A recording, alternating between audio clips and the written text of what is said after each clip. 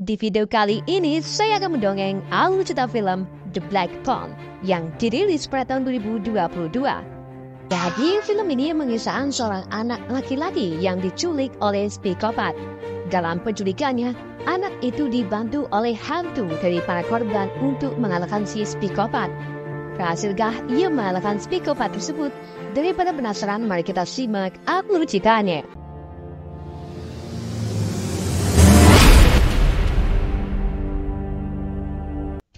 Film berlatar belakang di kota Denver tahun 1978, di mana pada hari itu, salah satu sekolah menengah pertama mengadakan pertandingan bisbol. Salah satu pemain bernama Fanny Black lalu melebarkan bola kepada lawannya yang bernama Bruce Yamada.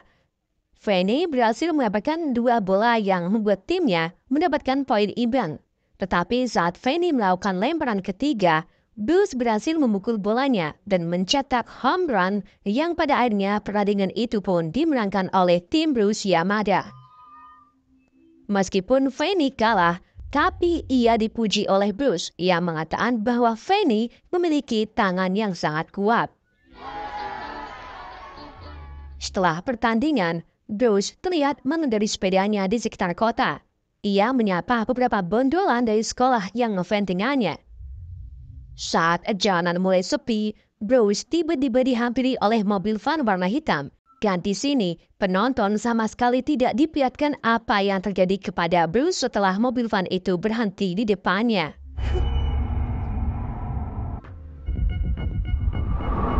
Kita kemudian diperlihatkan deretan berita tentang hilangnya anak-anak di sekitar kota Denver. Polisi masih menyelidiki kasus tersebut dan menyebutkan bahwa anak-anak diculik oleh orang yang dikenal sebagai The Grabber atau si perampas.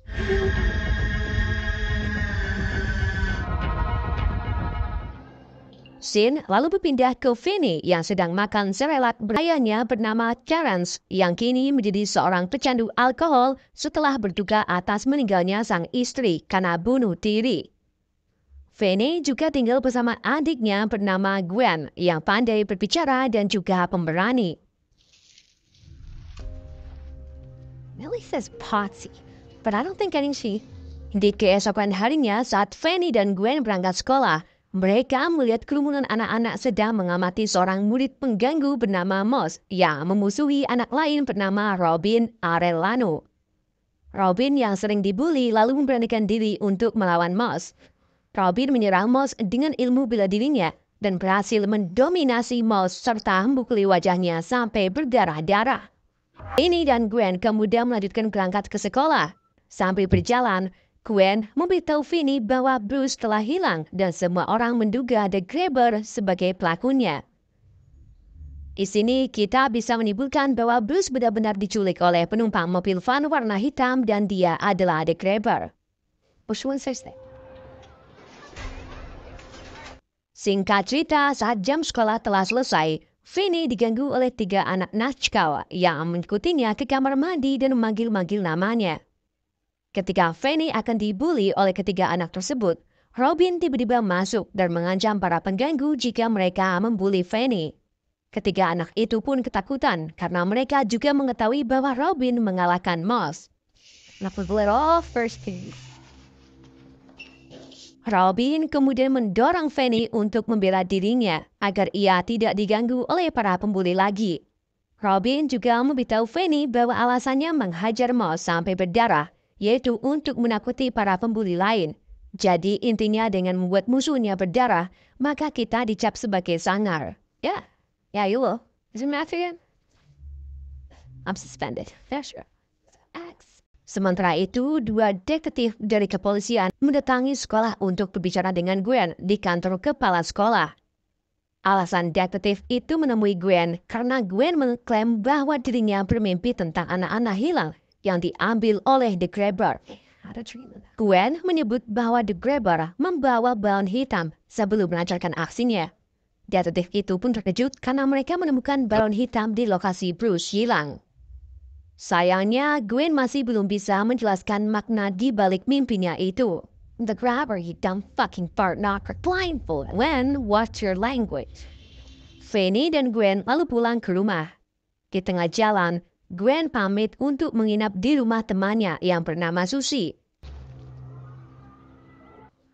Keesokan harinya saat Fanny bangun, ia menemukan ayahnya sedang memukuli Gwen yang baru saja pulang. Sang ayah memukuli Gwen karena polisi mengunjunginya di tempat kerja dan mengajukan pertanyaan tentang mimpi Gwen serta kolerasi hilangnya Bruce. Gwen lalu memecahkan botol minuman keras milik ayahnya, yang membuat sang ayah pun semakin marah dan memukulinya lebih keras lagi. Setelah itu, si ayah memerintahkan Gwen untuk mengatakan bahwa mimpinya itu tidak nyata. Gwen pun menurutinya dan pergi untuk menonton TV bersama Fanny. Di tempat lain, kita melihat Robin sedang berjalan di sekitar rumahnya. Saat dia berbelok di tikungan, ia bertemu The Grabber yang sudah menunggunya. Dan Robin pun akhirnya diculik oleh The Grabber. Berita hilangnya Robin kemudian terdengar ke ayah Fanny. Sang ayah pun memberitahu Fanny bahwa temannya yang bernama Robin telah hilang atau diculik. Hal itu tentu saja membuat Fanny terkejut. Dikarenakan Robin sudah tidak ada, ketiga anak pengganggu itu pun mulai menghajar Fanny saat ia berangkat sekolah. Gwen yang melihat kakaknya dipukuli lalu merewanginya dengan memukul salah satu pengganggu menggunakan batu. Tetapi setelah itu, Gwen di Smackdown yang membuatnya mundur bersama salah satu pengganggu yang ia pukul. Setelah dipukuli, Fanny mengikuti kelas sains dan ia berpasangan dengan murid wanita polos bernama Donna. Donna lalu mengatakan bahwa dirinya mengetahui Fanny dipukuli oleh murid pengganggu dan memuji tindakan adiknya. Hal itu membuat Fanny sedikit malu karena ia tidak bisa melawannya. Sepulang sekolah, Gwen lagi-lagi pamit kepada Fanny untuk menginap di rumah Susie. Ketika Fanny berjalan sendirian menuju rumahnya, ia bertemu seorang pria bertopeng pemilik mobil van hitam yang berpura-pura menjatuhkan barang belanjaannya. Di saat itulah, Fanny melihat balon hitam di dalam mobil van yang artinya pria ini adalah The Grabber. Seketika itu juga, The Grabber menyeret Fanny ke dalam mobil sambil menyemprotkan bahan kimia ke mulut Fanny. Singkat cerita, Grabber membawa Fanny ke ruang bawah tanah dan menahannya di sana. Grabber menyebut bahwa Fanny anak yang spesial dan dia berhasil melukai tangan Grabber.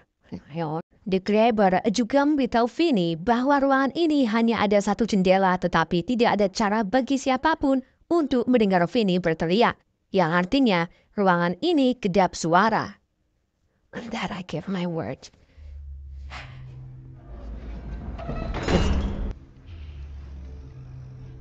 Setelah Grabber pergi, Fanny berkeliling ruangan. Ia menemukan ruangan toilet serta beberapa karpet di sampingnya. Fanny juga menemukan telepon berwarna hitam di samping kasur. Di saat itu juga, telepon tiba-tiba berdering. Fanny mengangkat telepon tersebut, tetapi ia sama sekali tidak mendengar siapapun. Sementara itu, Gwen yang sedang bermain dengan Susie mendapatkan telepon dari ayahnya yang memberitahu bahwa Fanny telah hilang. Seketika itu juga, hati Gwen langsung hancur. Ia segera pulang ke rumah sambil menangis di tengah jalan. Fanny yang sedang beristirahat di kasur kemudian dikagetkan dengan berderingnya telepon untuk kedua kalinya.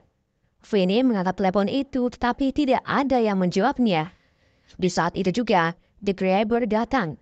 Ia memberitahu Fanny bahwa telepon itu berhantu karena telepon itu sering berdering walaupun kabelnya terputus.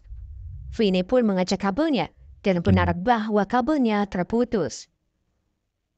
The Grabber sedikit bercerita bahwa saat masih kecil dirinya pernah berada di sini. Ia mendengar telepon itu berdering tetapi ketika diangkat tidak ada suara apapun.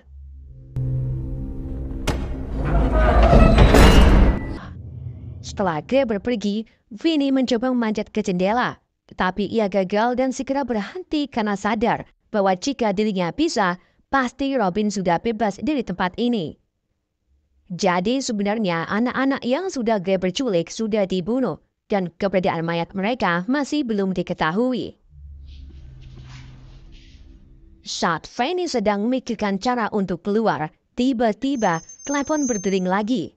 Kali ini, Fanny terkejut karena telepon itu ada yang mengangkatnya sambil memanggil nama Fanny.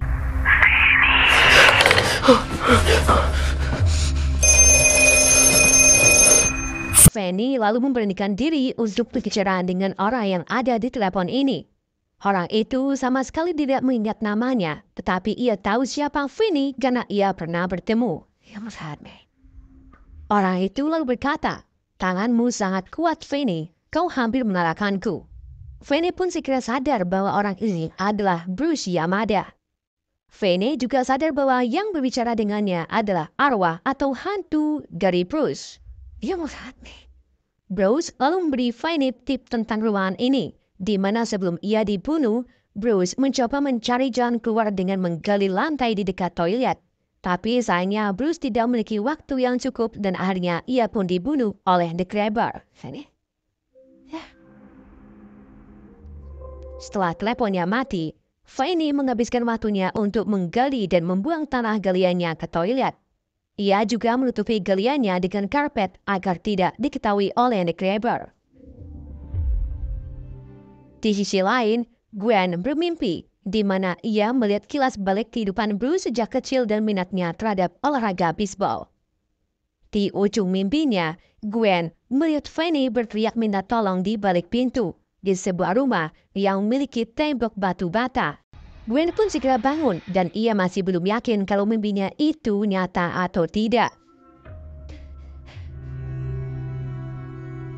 Di ruangan bawah tanah, The Grabber membawa telur dadar dan speed untuk Fanny. Grabber juga membiarkan pintu utama tidak terkunci, yang membuat Fanny memiliki niatan untuk keluar melalui pintu tersebut. Namun saat Fanny berjalan ke arah pintu, ia mendengar telepon berdering lagi. Kali ini, Fanny mendengar suara dari seorang tukang koran lokal bernama Billy, yang juga menjadi korban penculikan Grabber. Saat berbicara dengan Fanny, hantu Billy muncul di sampingnya. Wajahnya telah disayat oleh The Grabber, dan ia memberitahu Fanny bahwa pintu yang tidak terkunci adalah jebakan. Jadi, jika Fanny melewati pintu itu, The Grabber akan menunggunya di lantai atas dan siap untuk memukuli Fanny dengan sabuk. Billy lalu memberikan arahan dengan menunjukkan sebuah kabel yang ditinggalkannya di celah di bawah dinding. Fanny pun segera mengambil kabel tersebut, kemudian mengambil tikar yang digulung dan menggeser kabel itu ke jeruji jendela.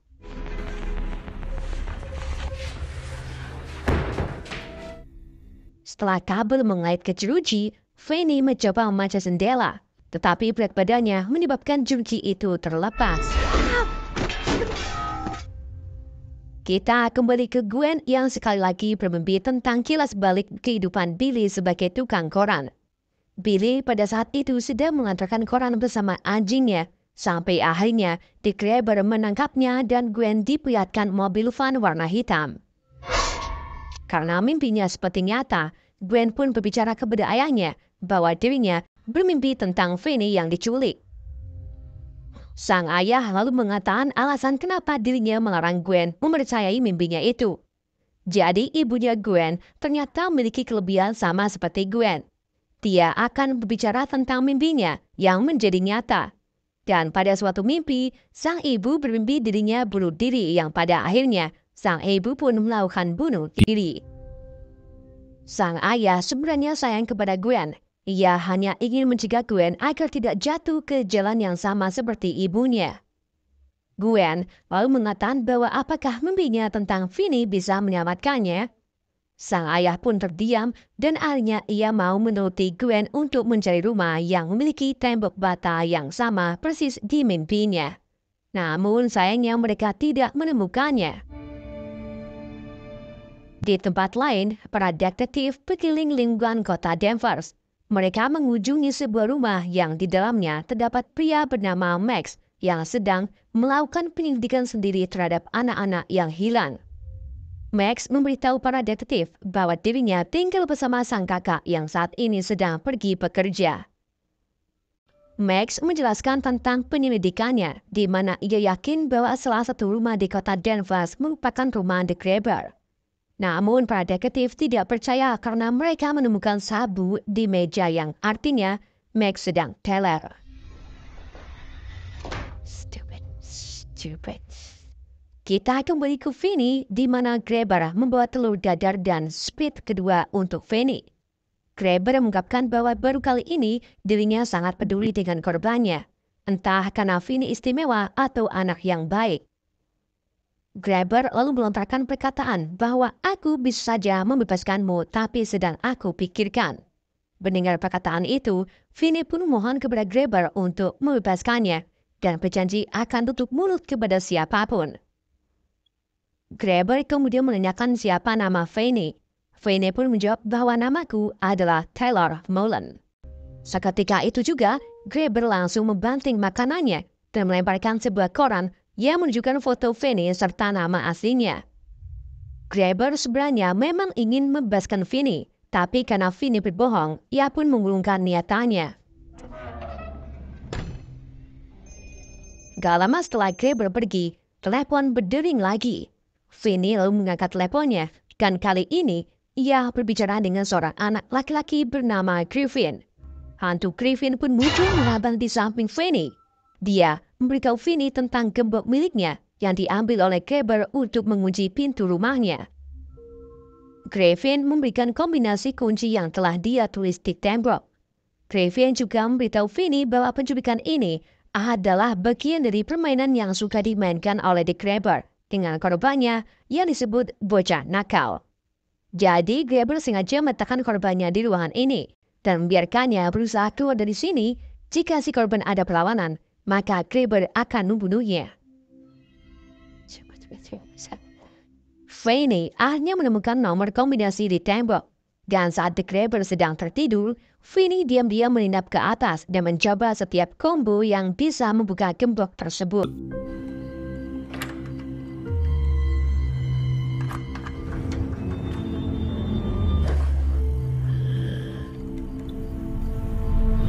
Tepat setelah gembok itu terbuka, anjing milik Grabber menggonggong yang membuat Grabber terbangun.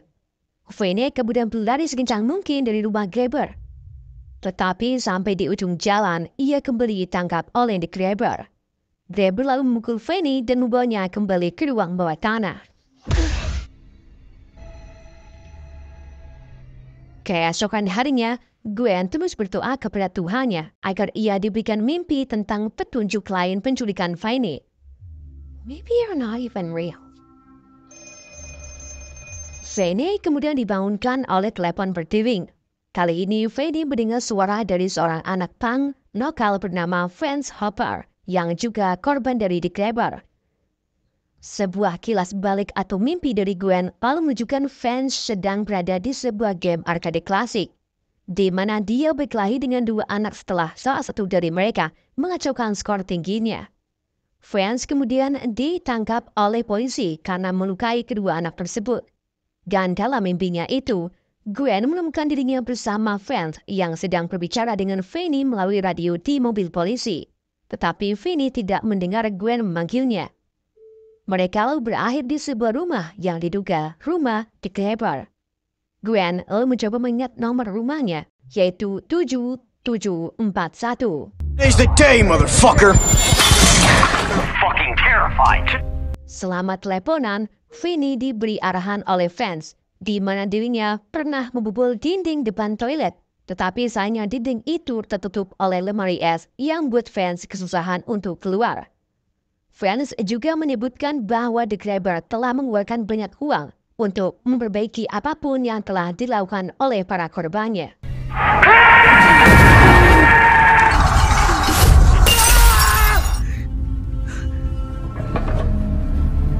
Fanny lalu mengikuti arahan Vance dengan membobol dinding tersebut. Setelah dinding tembus ke lemari es, Fanny membuka baut lubang lemari dan berhasil masuk ke dalam lemari es yang penuh dengan daging sapi. Tetapi sayangnya Fanny tak sampai di sini karena pintu utama lemari tidak bisa dibuka. Fanny pun mulai menangis karena ia merasa tidak akan bisa keluar dan akan mati di sini. Di saat itu juga, telepon berdering sekali lagi. Kali ini Fanny berbicara dengan Robin yang mengingatkan Fanny tentang menjaga diri. Robin memberitahu Fanny bahwa dirinya selalu menjadi temannya dan sekaranglah Saatnya dia benar-benar harus membela dirinya sendiri. Robin memberi arahan Fanny untuk berlatih memukul penggunaan telepon sebagai senjata dan mengisi gagang telepon dengan tanah untuk menambah bobotnya. Fanny pun mulai melakukan apa yang dikatakan oleh Robin. Ia membuat beberapa jebakan dan memasang jeruji jendela di lubang galiannya.